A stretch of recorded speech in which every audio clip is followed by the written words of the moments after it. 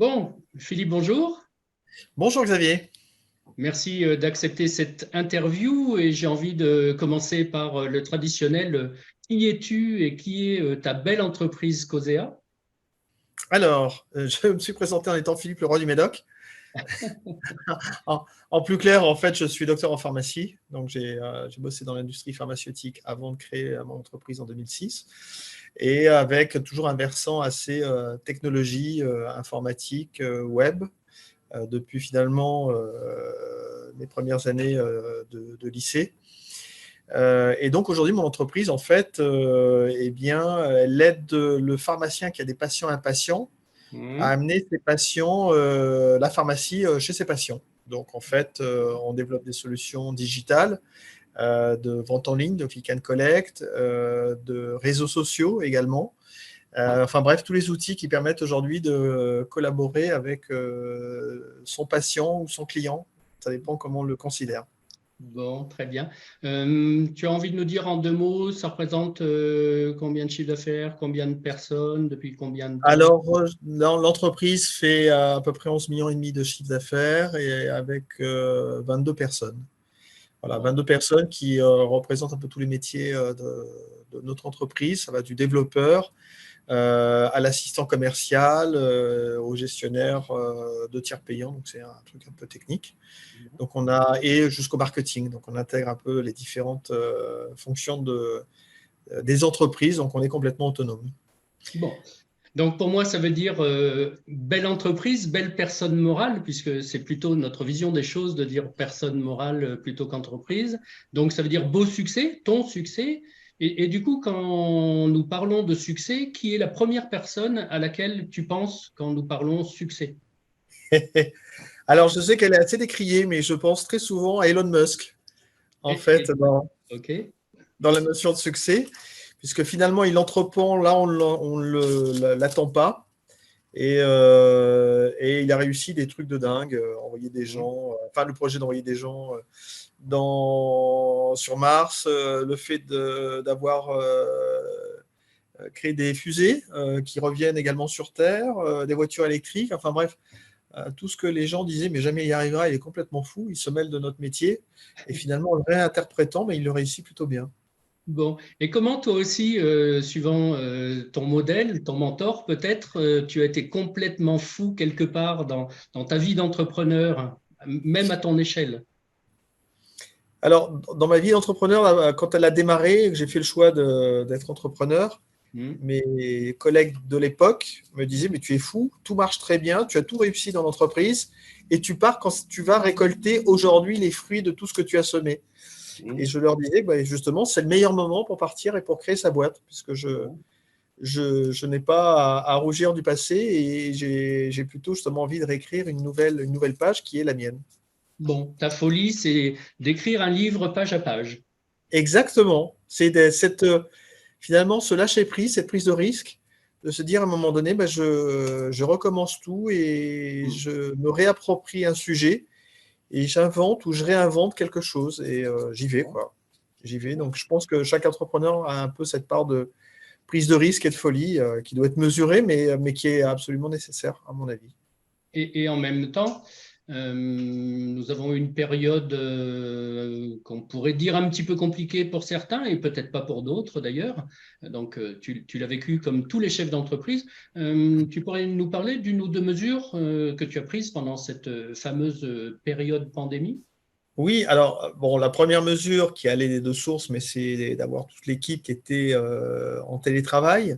Mm. Je l'ai anticipé assez tôt et prolongé assez tard en fonction des différentes vagues, en pensant d'abord à leur confort. Et avec également, nos clients sont déjà à distance. On les traite déjà par Internet à distance. Donc, ça ne posait pas de problème dans notre contact avec notre clientèle et notre prospection également. Et deux, l'entreprise était organisée autour de l'holacratie en termes de management, donc un management participatif organisé. Donc toutes les tâches étaient déjà bien organisées, toutes les redevabilités des uns et des autres. Donc en fait, c'était assez fluide de travailler physiquement à différents endroits, mais en ayant déjà tous les outils nécessaires pour pouvoir bien le réaliser. Donc ça a été voilà, un cadre assez favorable dans le cadre du Covid. Le deuxième chose, le Covid, effectivement, a développé les outils digitaux et l'accès à distance aux pharmaciens et à différents services. Eh bien, ça va également dans le cadre de ce que nous réalisons aujourd'hui. Donc, on va dire qu'il y a eu une éducation du marché qui s'est accélérée. Et en même temps, oui, donc c'est du fait du marché. Et pour toi, des mesures peut-être un peu plus concrètes que tu as prises dans l'entreprise vis-à-vis de ça? Le télétravail, on l'a poursuivi. Donc, en termes d'organisation, on continue sur cette lancée-là. Les nouvelles missions du pharmacien l'amènent à déléguer un certain nombre de choses et à considérer qu'aujourd'hui, la communication, elle est importante vis-à-vis de sa patientèle. Communication à distance, ce n'est pas uniquement sur le lieu de la pharmacie. Donc, ça nous aide également aujourd'hui à avoir des clients et des prospects qui sont plus réceptifs aujourd'hui à ces nouveaux modes de communication qui sont essentiels dans ces périodes de pandémie, mais qui sont essentiels également dans le monde dans lequel on évolue. Bref, une continuité, quel que soit le contexte dans ton métier de propriétaire d'entreprise. Exactement. Et donc, du coup, quand je parle propriétaire d'entreprise, j'ai envie de te poser la question de quel est ton plus grand apprentissage depuis que tu es propriétaire d'une entreprise? Le plus grand apprentissage, c'est de rester humble, quelle que soit la situation. Oui. Humble face au succès, humble face parfois aux désillusions, donc analyser pourquoi ça n'a pas fonctionné à un moment donné, peut-être de la vie de l'entreprise ou du marché. Donc voilà, se dire que rien n'est acquis et rester très clairvoyant par rapport à cet avenir-là, tout en prenant, comme je te le disais tout à l'heure, le risque nécessaire pour pouvoir développer des nouveaux services, mais en tout cas en sachant que tout peut s'arrêter aussi. Bon, très bien. Et donc, du coup, comment dire, je pourrais penser que tu as toujours une ou plusieurs inspirations qui te permettent de continuer ce beau chemin. Aujourd'hui, quelle est l'inspiration, enfin, qu'est-ce qui t'inspire le plus aujourd'hui? Alors effectivement, tu as raison Xavier, ce qui m'inspire de façon générale, déjà, j'ai une réelle curiosité sur le monde qui m'entoure et l'envie de rajouter des nouvelles fonctions et des nouveaux services dans ce que je réalise. Et le digital et à travers les différentes solutions que j'ai proposées, on a étoffé pas mal de services. On appellerait ça la diversification horizontale. En pratique, je m'intéresse beaucoup au digital, mais j'ai aussi envie de m'intéresser aux produits de plus en plus et d'apporter des solutions, des spécialités pour mes confrères pharmaciens dans leur exercice. Donc voilà, aller un peu plus loin dans la chaîne. Bon, est-ce que j'entends ce que j'entends par ailleurs, le figital? Alors, le digital, ça serait, c'est ce qu'on participe avec eux entre le lien entre leur magasin et l'accès à Internet. Mais là, je m'intéresserai aux produits. Donc, effectivement, qu'il y a dans son magasin, dans sa pharmacie, puisque c'est une pharmacie, c'est pas un magasin, et qui lui permettent effectivement de toucher ses clients à la fois sur Internet comme dans la pharmacie. Ouais. Bon, très bien. Donc, on a parlé d'inspiration, tu viens de nous dire ce qui t'inspirait, et du coup, j'ai envie de te dire, ok, très bien, dans tes inspirations, il y a des raisons pour lesquelles tu t'inspires, c'est-à-dire des bouquins, des vidéos, un certain nombre de choses, des citations, des dictons. Est-ce que tu as, par exemple, une citation ou un dicton préféré? Alors, il y en a un que j'utilise souvent, enfin, je me suis approprié assez tôt, en tout cas, ou que j'ai réécrit, je ne sais pas s'il appartient à quelqu'un. C'est le fait de me dire que les idées n'appartiennent pas à ceux qui les ont, les idées appartiennent à ceux qui les réalisent. Et finalement, combien de fois on peut se réveiller en se disant mais j'ai eu cette idée-là avant les autres sur le marché, j'aurais pu, tout le monde est capable d'avoir ces idées-là.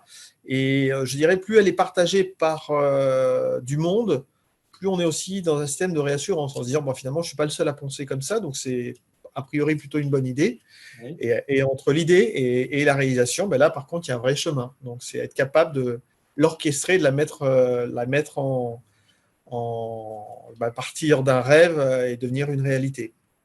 Bon, donc tu es en train de nous donner peut-être un des rôles d'un propriétaire d'entreprise ou d'un dirigeant, tout simplement, c'est chef d'orchestre, c'est ça que tu veux nous dire? Oui, je pense qu'il y a un rôle, effectivement, tu as raison, Xavier, de chef d'orchestre de pouvoir animer à la fois son équipe et de pouvoir écrire une nouvelle partition. Bon, est-ce que tu pourrais développer, parce que je pense qu'il y a un certain nombre de chefs d'entreprise qui sont spécialistes de leur métier et qui du coup ont envie de créer une entreprise et qui ont peut-être en tête le fait de continuer à exceller un petit peu partout et surtout dans leur domaine d'expertise, peut-être du coup avec ce que tu dis au détriment du développement de ton entreprise. Donc, est-ce que tu peux nous en dire plus? Est-ce que tu es tombé dans ce panneau au début? Tu peux approfondir? Le panneau de vouloir exceller dans tous les sujets? Et surtout de créer une entreprise parce que nous étions spécialistes d'un métier, peut-être au détriment de tout le reste. Ça a été de me dire à un moment donné, il faut de créer une entreprise, en tout cas répondre à un besoin qui était peu entendu ou écouté, et de se dire que je le devais à mes confrères pharmaciens de pouvoir leur proposer des solutions qui les amènent dans cet univers du digital, avec parfois la réaction de certains pharmaciens en se disant mais moi je suis à la campagne, j'ai pas besoin d'être sur Internet, les gens viennent me voir. Justement, tu es à la campagne et les gens ont déjà l'habitude d'aller sur Internet et d'être en contact. Donc je dirais que ça a été de créer quelque chose qui n'existait pas sur le marché, mais en répondant encore à un besoin du pharmacien, alors peut-être conscient ou inconscient, mais un besoin très conscient de la part des prospects, des consommateurs de santé, qui eux étaient avides de pouvoir avoir ces nouvelles solutions avec leur pharmacie. Bon, super. Et puisque je parlais tout à l'heure justement de chefs d'entreprise qui le sont depuis peu, il y a aussi les futurs chefs d'entreprise, donc ils ne le sont encore pas.